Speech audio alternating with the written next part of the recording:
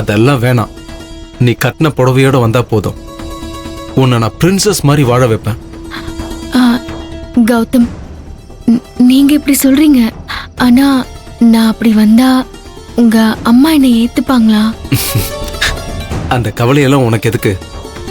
என் அம்மாவை நீ தான் என் மருமகன் சொல்லி ஏத்துக்க வைக்க வேண்டிய பொறுப்பு என்னோடது. அதையெல்லாம் நான் பாத்துக்கிறேன். நீ தைரியமா இரு. என்ன ரோகிணி, நான் என்ன சொன்னாலும் நீ நம்ப மாட்டேங்க. கௌதம், என் அண்ணனுக்கும் என் அண்ணிக்கும் என் குடும்பத்துக்கும் தெரியாம நான் ஒரு சின்ன விஷயம் கூட பண்ணதில்லை. அப்படிப்பட்ட நான் இப்போ இவ்ளோ பெரிய ரிஸ்க் எடுக்கிறேன்னா அதுக்கு காரணம் நான் உங்க மேல வச்சிருக்கிற நம்பிக்கையை தவிர வேற எந்த காரணமும் இல்ல கௌதம். அப்படியா? சரி, ஓகே. அப்படின்னா நான் கேட்கிற கேள்விக்கு பதில் சொல்லு. நம்ம கல்யாணத்தை எங்க வச்சுக்கலாம்? பிரபு மாமா, நம்ம ரோஹிணியோட நிச்சயதார்த்தத்தை தான் கோவில்ல வச்சு சிம்பிளா முடிச்சிட்டோம். இப்போ கல்யாணத்தையாவது பெரிய மண்டபத்துல வச்சு கிராண்டா நடத்தலாம்ல. அப்பதானே நீங்க ஆசைப்படுற மாதிரி உங்க தங்கச்சியோட கல்யாணம் ஜாம் ஜாம்னு நடந்த மாதிரி இருக்கும். கரெக்ட். சத்யா, நீ கொஞ்சம் பேசாம இருக்கியா? ஏன் நீ என் பொண்டாட்டி எதுக்கு பேசாம இருக்கணும்? அவ ஒண்ணும் தப்பா பேசலையே. பிராக்டிக்கலா ஒத்து வராத விஷயத்த சொன்னா அதுவும் தப்புதான் கார்த்தி. ஏங்கா என்ன பேசுறீங்க? கல்யாண மண்டபத்துல நம்ம ரோஹிணியோட கல்யாணத்தை நடத்தலாம்னு சொல்றது பிராக்டிக்கலா ஒத்து வராதா? ஏன் ஒத்து வராது? இங்க பாரு, ஒண்ணு தெரியாத மாதிரி பேசாத. சும்மா ஏதாவது கேள்வி கேட்டுட்டு இருக்காத. மண்டபம் எல்லாம் பிடிச்சா கல்யாண செலவு கண்ணா பின்னான்னு எகிரிடும். எங்க நிச்சயதார்த்தம் நடந்த கோயில்லயே ரோஹிணியோட கல்யாணத்தையும் நடத்திடலாம். அதாங்க நல்லது. என்ன சொல்றீங்க? நீங்க எதுக்கு செலவை பத்தி தேவையில்லாம யோசிக்கிறீங்க? இது நம்ம ரோஹிணியோட கல்யாணம். அதுக்கு எத்தனை லட்சம் செலவானாலும் செலவு பண்றதுக்கு நான் தயாரா இருக்கேன்.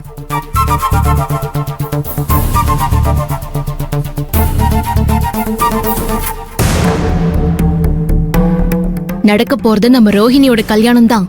நான் ஒண்ணும் அதை இல்லன்னு சொல்லல. ஆனா லட்சக்கணக்குல எதுக்காக வீணா செலவு பண்ணணும்? கோயிலே வச்சு பண்ணிடலாங்க. ஏன் நீ சத்யா ஒரு விஷயம் சொன்னா அது நல்லதாவே இருந்தாலும் ஒத்துக்கவே கூடாதுங்கிற முடிவுல இருக்கீங்களா? இல்ல கார்த்தி, சத்யா நல்லது சொன்னா அதை ஏத்துக்கறதுல எனக்கு எந்த ஈகோவும் கிடையாது. ஆனா அவ சொல்றது நல்லதே இல்ல. மாப்பிள்ளையோட அப்பா ஹாஸ்பிட்டல்ல இருக்காரு. அவருக்காக தான் நாம இப்ப ரோஹிணியோட கல்யாணத்தையே அவசர அவசரமா பண்றோம். கல்யாணத்தை ஆடம்பரமா நடத்தணும்னா மாப்பிள்ளை வீட்டு சைடுல எல்லாருக்கும் அதுவே ஒரு பெரிய உறுத்தலா இருக்கும். அதனால கோயில்ல வச்சு சிம்பிளா நடத்திடலாங்க. எனக்கும் ஆதிர சொல்றதுதான் சரின்னு படுது. நீ என்னம்மா சொல்ற? ஆமா தில்ல, ஆதிர சொல்ற மாதிரி ரோகிணியோட கல்யாணத்தை கோயிலே வச்சுக்கலாமே. ரோஹிணியோட கல்யாணத்தை கோவில்ல வைக்க போறீங்களா? வச்சுக்கோங்க வச்சுக்கோங்க. ஆனா ரோஹிணியோட கழுத்துல தாலியை கட்ட போறது நீங்க பார்த்த மாப்பிள்ளை இல்ல, நான் பார்த்திருக்கிற மாப்பிள்ளை தான். Very good. இந்த நம்பிக்கை உனக்கு இருந்தா போதும். டெஃபினட்டா நம்ம கல்யாணம் நல்லபடியா நடக்கும். நீயும் நானும் ரொம்ப ரொம்ப சந்தோஷமா வாழ்வோம். நான் சொல்ல மறந்துட்டேன். நம்ம கல்யாணம் வரைக்கும் நீ எதையுமே காட்டிக்கூடாது. உன் வீட்டுல கல்யாணத்துக்காக என்ன அரேஞ்ச்மெண்ட்ஸ் வேணாலும் பண்ணட்டும்.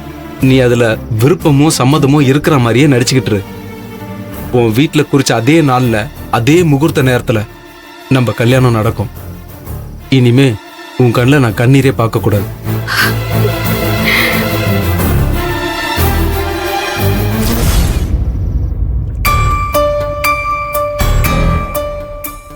அண்ணி, ஏன் அண்ணி இந்த நேரத்துல போய் சித்தப்பா சித்தி வேல்விழி அக்கான்னு 3 பேரும் வந்திருக்காங்க? என்ன விஷயமா இருக்கும் அண்ணி? எல்லாம் வேல்வழியோட கல்யாண விஷயமா தான் இருக்கும். இரு, என்ன பேசுறாங்கன்னு கேப்போம். என்னன்னு இது? என்னால கொஞ்சம் கூட நம்பவே முடியல. நம்ம வேல்விழிக்கும் ரோஹிணிக்கும் எல்லாமே ஒரே மாதிரி ஒரே நேரத்துல நடக்குது. அவங்க 2 பேருக்கும் ஒரே ராசியோ என்னமோ. அதான் நீ சொன்ன மாதிரி எல்லாம் ஒன்னாவே நடக்குது. எனக்கு நிச்சயதார்த்தம் நடந்த அன்னைக்குதான் ரோகிணிக்கும் நிச்சயதார்த்தம் நடந்துச்சு. அதுவும் ஒரே கோயில்ல வச்சு நடந்துச்சு. யோசிச்சு பார்த்தா இதெல்லாம் கோ இன்சிடென்ட்ஸ், தற்செயலா நடந்த மாதிரி எல்லாம் தெரியல. எல்லாமே திட்டம் போட்டு நடக்கிற மாதிரி தான் தெரியுது. ஆமா வேல்விழி, நீ சொன்ன மாதிரி எல்லாமே திட்டம் போட்டுதான் நடக்குது.